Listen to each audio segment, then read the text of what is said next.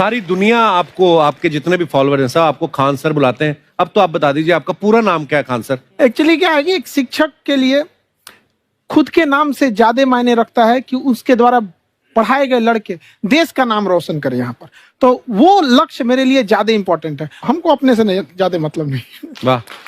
मैं खान सर के बारे में बता दूं कि इनका यूट्यूब पे जो एजुकेशनल चैनल है उसके 17 मिलियन मतलब 1,70,00,000 फॉलोअर्स हैं। अब 19 हो गए। 19 हो गए। बाप रे, क्या बात है, वाह।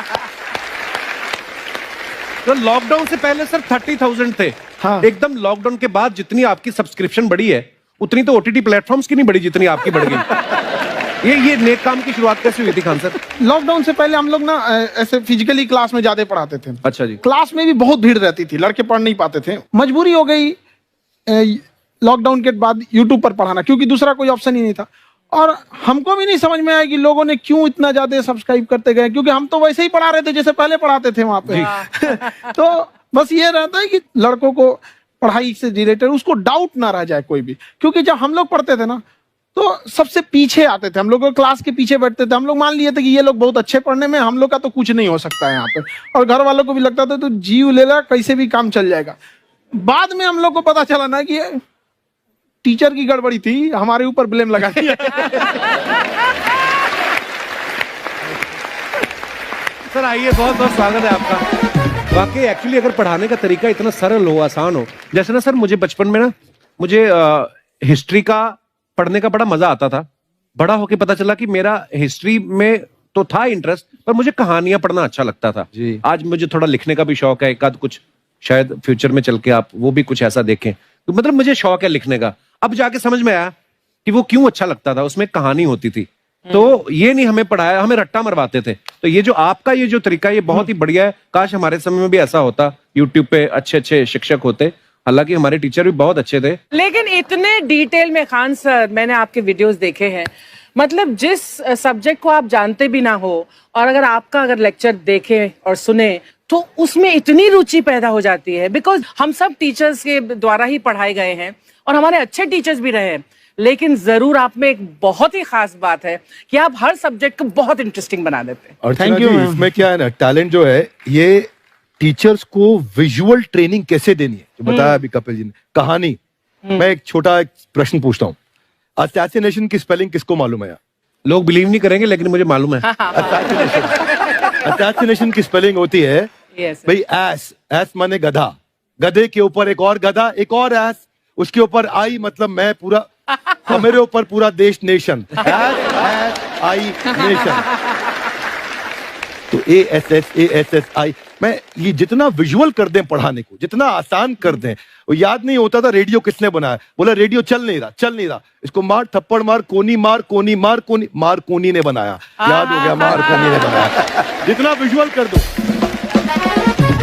जैसे आपने कहा कि कैसे किसी चीज को इतना अच्छा समझा देते हैं, वो आधे घंटे के क्लास के लिए पीछे 1 हफ्ते का मेहनत होता है। मैं ये भी पूछने वाली थी कि कितनी मेहनत लगती है आपको। वो डिपेंड करता है कि हम कब तक सेटिस्फाई नहीं हो जाते। अच्छा। कभी कभी तो कोई चीजें 2-2 महीने से अटकी हुई है, जब तक हम नहीं सेटिस्फाई होते, नहीं इसको ऐसे नहीं, अब लड़के समझे तब तक नहीं बताते उसे। कहते हैं ना, दुनिया ने मेरी बुलंदियां देखी, किसी ने पांव के छाले नहीं देखे।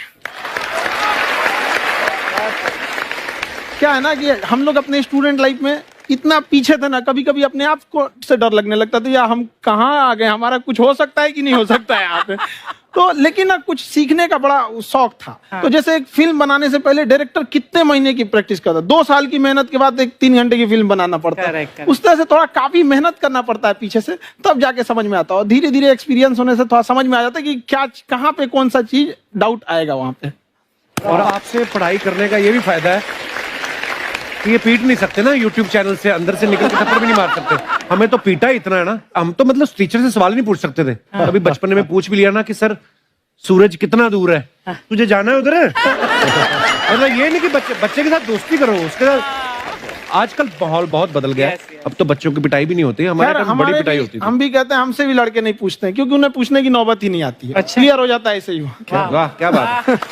मैंने देखा है सर आपके फॉलोअर्स में रवीना टंडन भी है एक। तो जब आप आए, कितनी मुस्कुराहट आई खान साहब आपके। तो जब कभी आप कोई नया वीडियो डालते हैं तो आप उनको पर्सनली मैसेज करते हैं कि किसी चीज पे डाउट हो तो कॉल मी एनी टाइम, ऐसा करते हैं आप। अच्छा, विवेक सर के बारे में हमने सुना है कि किसी को बिजनेस रिलेटेड प्रॉब्लम हो तो ये 5 सेकंड के अंदर जवाब दे देते हैं। जब भाभी जी आपको तैयार होने के बाद पूछती मैं कैसी लग रही हूँ, 5 सेकंड में जवाब दे पाते हैं आप?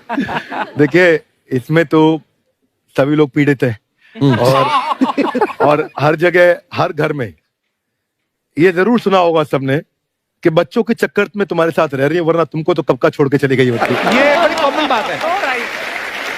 So right. परमीत सर बोलते हैं आपको ऐसा? आप तो कभी नहीं बोलती होंगी।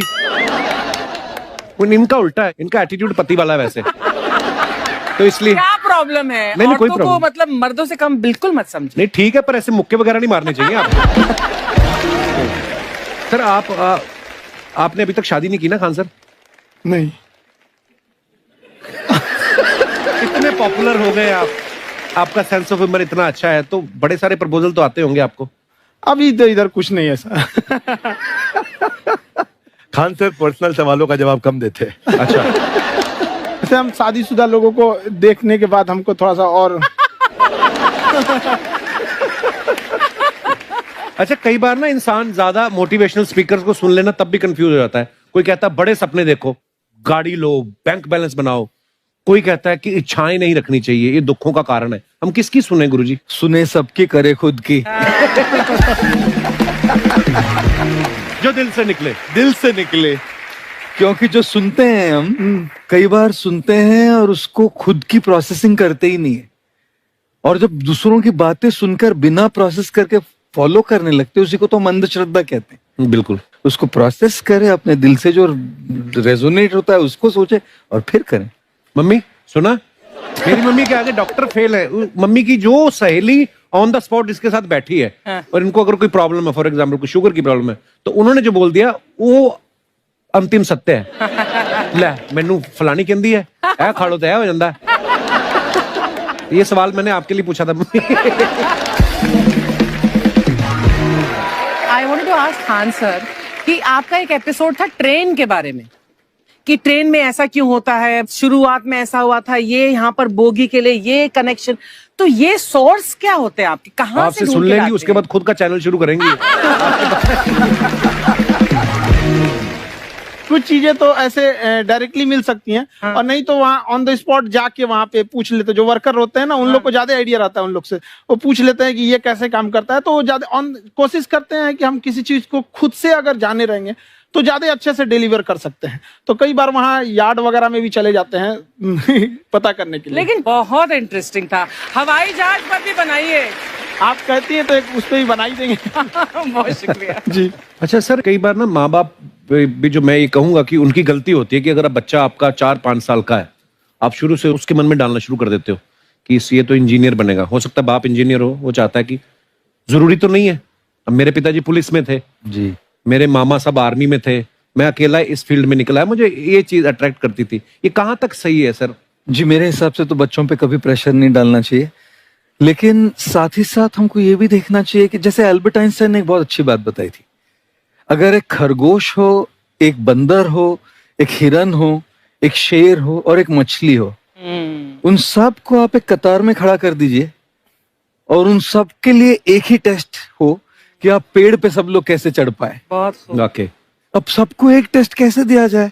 मछली तो आत्महत्या कर लेगी सोच के कि मैं तो कोई पास ही नहीं होंगी, ये मछली कैसे पेड़ पे चढ़ेगी? राइट। लेकिन कई बार ऐसे हो गया ना कि एजुकेशन सिस्टम ऐसी बन गई कि बस ग्रेड्स हो गए, सब्जेक्ट्स पढ़ने हैं, Right. जो भी किया है, और वो भी जरूरी है, लेकिन वो करते करते बच्चों की जो इंटरेस्ट है, बच्चों की जो पैशन है, उसमें उनको एंकरेज करना बहुत ज्यादा जरूरी है। एक पिताजी एक बार अपने बेटे को ऐसा चाटा मारे जोर से, तो पड़ोसी ने पूछा क्यों मार रहे जी?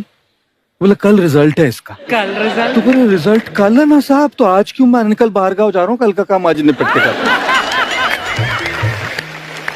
कहने का मतलब ये है कि आप देखिएगा कि अगर आप बच्चों को अपने कॉम्पिटेंस के हिसाब से नहीं देंगे तो ये चाटे खा रहने पर फेल ही होते रहेंगे। बहुत खूब। ओके। अच्छा, विवेक सर का एक कहना है कि बच्चों का अगर 95% से ज्यादा मार्क्स आते हैं वो भी खतरनाक होते हैं। 75 से 85% वाले जो बच्चे होते हैं लाइफ में बड़ा अच्छा करते हैं। अच्छा। कभी किसी पेरेंट्स ने आगे कहा है कि आपकी वजह से मेरा 95% वाला बच्चा 75 पे आ गया?